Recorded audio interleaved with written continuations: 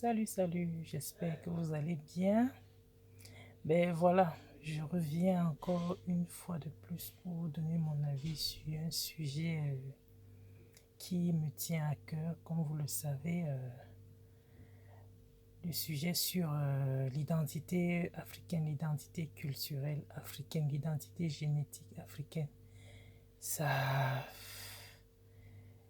ça commence à y faire quoi. Si on en arrive au point où des femmes, celles qui sont censées protéger la vie, celles qui sont censées protéger leurs enfants, soit celles qui les sacrifient au nom d'un complexe qui n'a même pas lieu d'être. Franchement, il y a lieu de se poser des bonnes questions. Mais comme je dis toujours,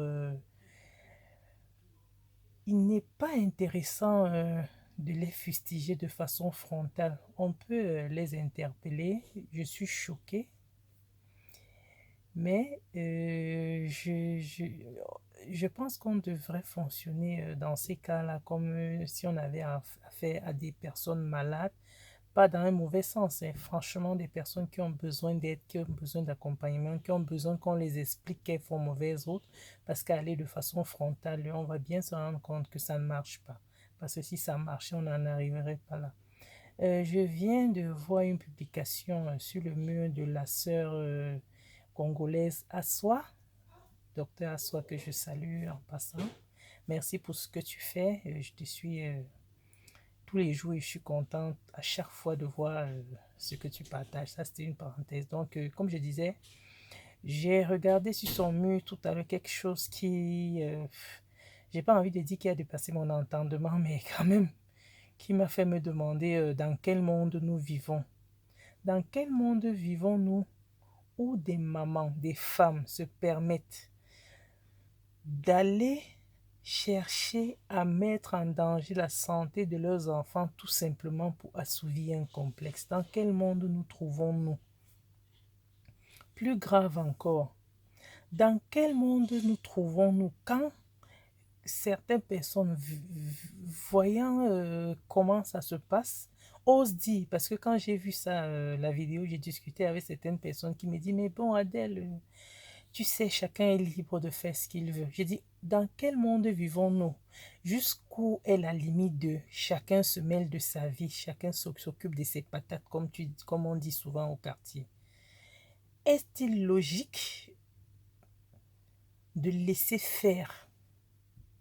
De toutes les façons, il était évident que d'ici quelques années, on sera soumis à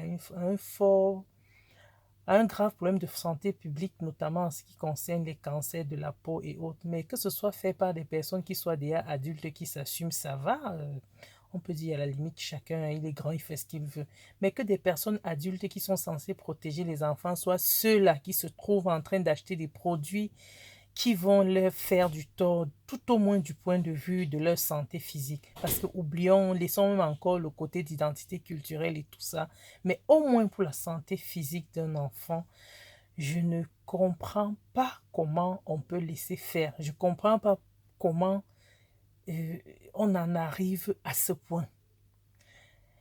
Je suis d'autant plus amusée que quand on regarde très objectivement ces photos, très objectivement, très objectivement ces publications. Franchement, peut-être parce que je défends la cause noire et l'identité culturelle et génétique noire, mais quand tu regardes les photos de ces enfants avant et après, ben, ça ne se discute pas. Ces petites filles étaient très jolies avant qu'on ne veuille faire d'elles des enfants clairs, bruns, parce qu'on est complexé. Moi, je dis toujours, hein, vraiment, la vie, c'est un choix. Si une maman estime qu'elle préfère les enfants bruns, là, ou métis, mais qu'elle se mette avec je sais pas, un caucasien ou un américain ou un, je sais pas, même un indien, un arabe, bref, quelqu'un qui a la peau claire, là, il y a de fortes chances pour que ce soit génétique, ce soit déjà génétiquement intégré dans cet enfant. Moi, c'est mon avis, hein. Franchement, c'est mon avis. Parce que je comprends pas, là. Ce sont des femmes qui, généralement, mais attends, quand on se met avec quelqu'un là, les chiens ne font pas des chats. Si vous rencontrez quelqu'un, il est noir, comme je les aime bien, moi je préfère les hommes noirs, ça c'est en passant. Les hommes noirs sont les meilleurs. Si tu te mets avec un homme noir, il est évident que L'enfant qui va sortir de la relation ne sera que noir. C'est d'une évidence. Je ne comprends pas comment on peut se mettre avec une personne de couleur noire. Et puis quand l'enfant sort, il a le teint d'un de ses parents au moins. On trouve encore à aller faire des artifices. Franchement, ça me dépasse. Je ne sais pas quoi dire. Je voulais vraiment proposer, parce que quand on finit de parler, il faut proposer. Ma proposition, elle est claire. Il faut investir massivement dans l'éducation. Il faut aller à la base, parce que pour les personnes déjà adultes, c'est foiré, quoi. Aller à la base, essayer d'apprendre dès le bas âge à nos enfants qu'ils doivent être fiers d'eux-mêmes, fiers d'où ils viennent, fiers de leur identité.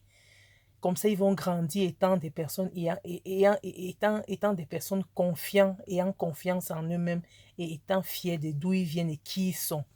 Donc voilà.